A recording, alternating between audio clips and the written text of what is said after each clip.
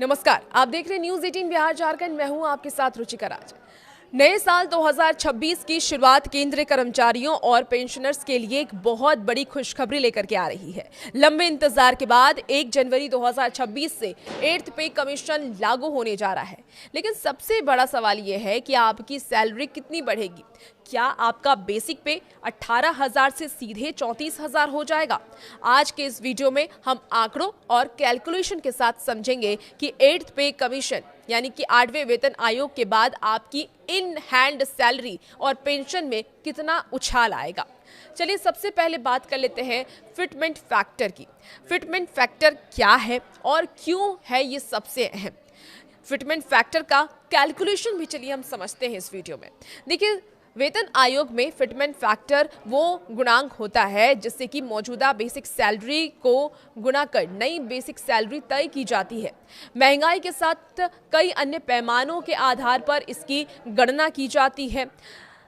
7th पे commission यानी कि 7वें वेतन आयोग में इसे 2.57 रखा गया था, लेकिन कर्मचारी यूनियनों की अब ये मांग है कि 8th पे कमीशन में इसे बढ़ा करके 3.15 या फिर 3.68 किया जाए।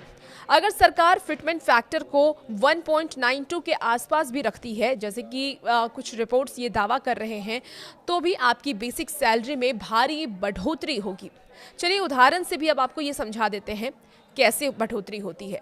देखिए, वर्तमान में अगर न्यूनतम बेसिक सैलरी आपकी 18,000 है, अगर फिटमेंट फैक्टर 1.92 होता है तो नई बेसिक सैलरी 34,560 रुपये होगी। अगर ये 3.68 होता है यानी कि 3.68 हुआ तो आपकी सैलरी सीधे 50,000 के पार जा सकती है। हालांकि एक्सपर्ट्स के मुताबिक ये 34,000 से 35,000 के बीच सेट हो सकती है। अब सैलरी ब्रेकअप को भी समझ लेते हैं क्या क्या बढ़ेगा। तो देखिए, सैलरी सिर्फ बेसिक पे नहीं होती। जब बेसिक सैलरी बढ़ती है तो इसका सीधा असर आपके अन्य अनाउंसेस पर भी पड़ता है, जैसे कि डीए, जिसको महंगाई भत्ता भी कहते हैं। नया वेतन आयोग लागू होते ही डीए को बेसिक में मर्ज कर दिया जाता है और फिर से 0% से शुरू किया जाता है।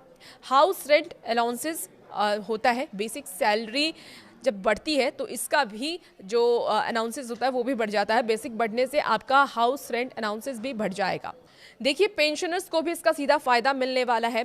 8th पे कमीशन अगर लागू होता है तो सिर्फ नौकरी कर रहे लोगों को इसका फायदा नहीं होगा, बल्कि लाखों पेंशनर्स को भी इसका फायदा मिलने वाला है। उनकी पेंशन में भी लाभ होगा, वृद्धि होगी और उनको भी सीधा फायदा मिलेगा। अब क्यों लागू हो रहा है 8th पे कमीशन, वो भी समझ लेते हैं। देखिए, नियम के अनुसार हर 10 साल में एक नया वेतन आयोग लागू किया जाता है। 7वां वेतन आयोग 2016 में आया था, इसलिए 2026 में 8वां वेतन आयोग नियम के अनुसार लागू होना है।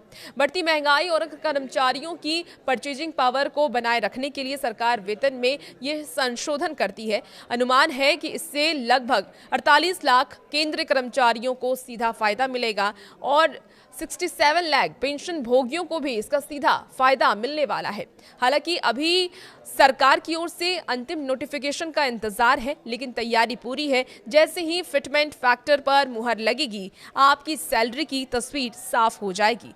क्या आपको लगता है कि फिटमेंट फैक्टर 3.68 होना चाहिए? आपकी राय क्या है? कमेंट बॉक्स में जरूर बताइएगा। फिलहाल इस वीडियो में इतना ही। आप बने रहिए न्यूज 18 के साथ।